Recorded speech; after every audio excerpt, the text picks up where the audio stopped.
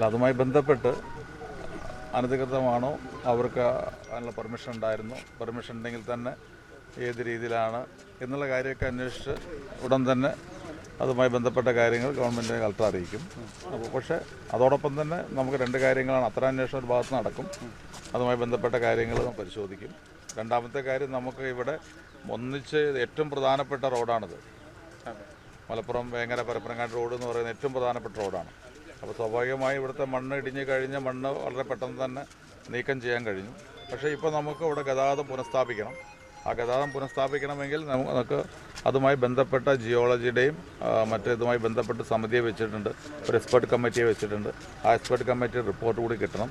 അങ്ങനെ കിട്ടിക്കഴിഞ്ഞാൽ നമുക്ക് എനിക്ക് തോന്നുന്നു ഒരു റെസ്ട്രിക്റ്റഡ് എന്ന് പറയാവുന്ന ഒരു നിയന്ത്രിതമായിട്ടുള്ള, അത് പൂർണ്ണമായിട്ടുമല്ല എന്നാൽ ചില ഓപ്പണായിട്ടുള്ള ഒരു രീതിയിലായിരിക്കണം ഫസ്റ്റ് ഘട്ടത്തിൽ പോകാൻ കഴിയാമെന്ന് എനിക്ക് തോന്നുന്നു. ഇവിടുത്തെ ഒരു സാഹചര്യം കാണുമ്പോൾ ഏത് സമയവും നമുക്ക് ഒരു തുറന്നു കൊടുക്കാൻ കഴിയുമെന്ന് എനിക്കറിയില്ല. എന്തായാലും 5:30 മണിക്ക് കളക്ടർ എക്സ്പെർട്ട് കമ്മിറ്റിയുടെ ഒപ്പീനിയൻ കൂടി എടുക്കും, ജിയോളജിയുടെ ഒപ്പീനിയൻ എടുക്കും. അതെടുത്ത് കഴിഞ്ഞിട്ട് നമുക്ക് എങ്ങനെ ഇത് ഓപ്പൺ ചെയ്ത് കൊടുക്കാൻ കഴിയും, അതിൻ്റെ അപകടാവസ്ഥ നമുക്ക് ഇപ്പോൾ ഇല്ലാത്ത സാഹചര്യമാണോ അല്ലെങ്കിൽ ഇടവിട്ട് കൊടുക്കാൻ കഴിയുമോ. നമ്മൾ ചില സ്ഥലങ്ങളിലൊക്കെ മേപ്പാടിയിലൊക്കെ നമ്മൾ അങ്ങനെയാണ് ചെയ്തത്.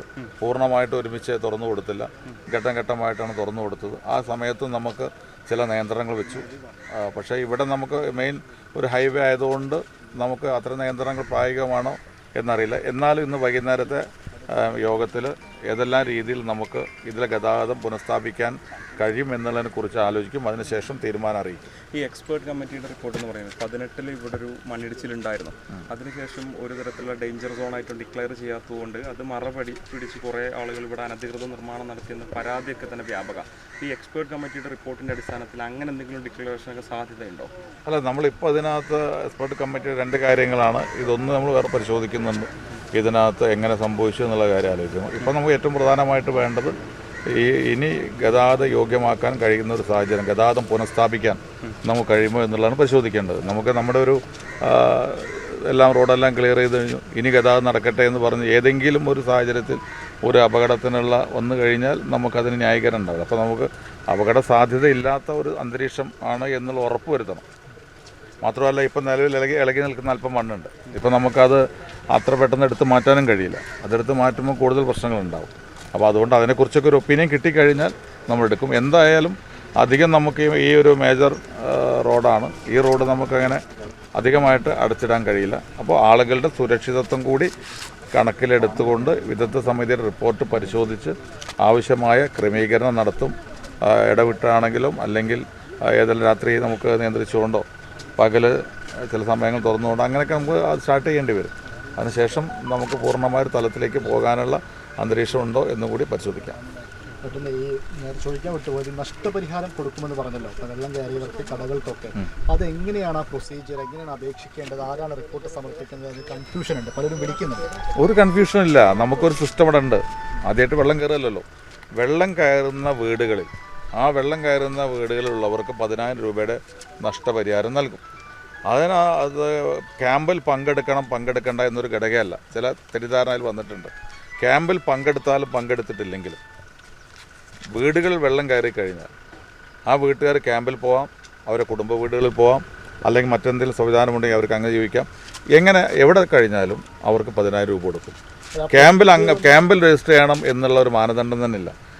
വീട്ടിൽ വെള്ളം കയറുക എന്നുള്ളതാണ്. അത് വില്ലേജ് ഓഫീസ്, അതുമായി ബന്ധപ്പെട്ട വില്ലേജ് ഓഫീസർമാർ അന്വേഷിക്കും. നമുക്ക് മാത്രം LSGDയും വളരെ സജീവമായിട്ടുണ്ട്. എല്ലാവർക്കും അറിയാം എത്ര വീടുകളിൽ വെള്ളം കയറി എന്നുള്ള കാര്യങ്ങളൊക്കെ നോക്കുന്ന സംവിധാനമുണ്ട്. അതനുസരിച്ച് നമ്മൾ കൊടുക്കും. വ്യാപാരികൾക്കും ആദ്യമായിട്ടാണ്. പലപ്പോഴും കേരളത്തിലെ ഒരു ആവശ്യം വന്നിട്ടുണ്ട് വ്യാപാരികൾക്ക് സഹായിക്കണം എന്നുള്ള.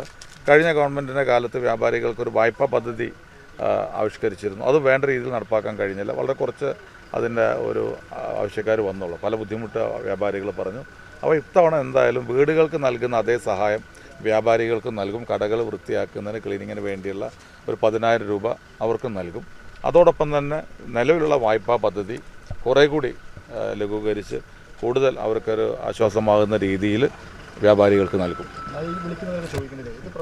അപേക്ഷിക്കേണ്ടതുണ്ടോ അതോ റിപ്പോർട്ട് വില്ലേജ് ഓഫീസർ തന്നെ കൊടുക്കുമോ എന്നുള്ളതൊക്കെയാണ്. നമ്മൾ ഏത് രീതിയിലാണ് അപേക്ഷിക്കുകയും ചെയ്യും. അതോടൊപ്പം തന്നെ അപേക്ഷിച്ചില്ല എന്നുള്ളതുകൊണ്ട് വില്ലേജ് ഓഫീസർമാർക്കൊക്കെ ഡയറക്ഷൻ കൊടുത്തിട്ടുണ്ട്. അതുപോലെ ക്യാമ്പുകളിലുള്ളവർക്ക് അത് നടത്തുന്നവർക്ക് അത് കൊടുത്തിട്ടുണ്ട്. പ്രത്യേകിച്ച് ക്യാമ്പിൽ രജിസ്റ്റർ ചെയ്തവരെ മാത്രം എടുക്കേണ്ട, അതിനകത്ത് വെള്ളം കയറിയവരെ കണ്ടെത്തണമെന്നുള്ള നിർദ്ദേശം പോയിട്ടുണ്ട്. സ്വാഭാവികമായിട്ടും വില്ലേജ് ഓഫീസർമാരാണ് അത് ചെയ്യുന്നത്. അതനുസരിച്ച് അത് നമ്മൾ കൊടുക്കും. അതിനകത്തൊന്നും ബുദ്ധിമുട്ടില്ല. മുമ്പ് നമ്മൾ ഇതിലേറെ വെള്ളം കയറിയ ഇതിനകത്ത് നമുക്ക് വെള്ളം കയറിയ സന്ദർഭം ഉണ്ടായിട്ടുണ്ട്. ഇപ്പോൾ ഇത് ഏറ്റവും കൂടുതൽ വെള്ളം കയറിയത് 2-3 ജില്ലകളിലാണ്. കഴിഞ്ഞ നമുക്ക് കേരളം മുഴുവൻ നമുക്ക് വെള്ളം കയറിയ സാഹചര്യം ഉണ്ടായി. അപ്പോൾ നമ്മളിത് വളരെ നന്നായിട്ട് ചെയ്തിട്ടുണ്ട്. അപ്പോൾ ഇത്തവണയും വെള്ളം കയറുന്ന കുടുംബങ്ങൾക്ക് മാത്രമല്ല കച്ചവടക്കാർ കൂടി കൊടുക്കും. അപ്പോൾ അതിനകത്ത് താൽക്കാലികമായിട്ട് ആളുകളുടെ സേവനം വേണമെങ്കിൽ ആ സേവനം എടുക്കാനുള്ള നിർദ്ദേശം കൊടുത്തിട്ടുണ്ട്. ആ രീതിയിൽ പരിശോധന നടത്തി അവർക്ക് സഹായം കൊടുക്കും. നമ്മുടെ കുബൂസ് അത് നമ്മുടെ ഗൾഫിൽ കിട്ടുണ്ടായിരുന്ന കുബൂസില്ലേ, നിനക്കിഷ്ടപ്പെട്ട ആ കുബൂസ്.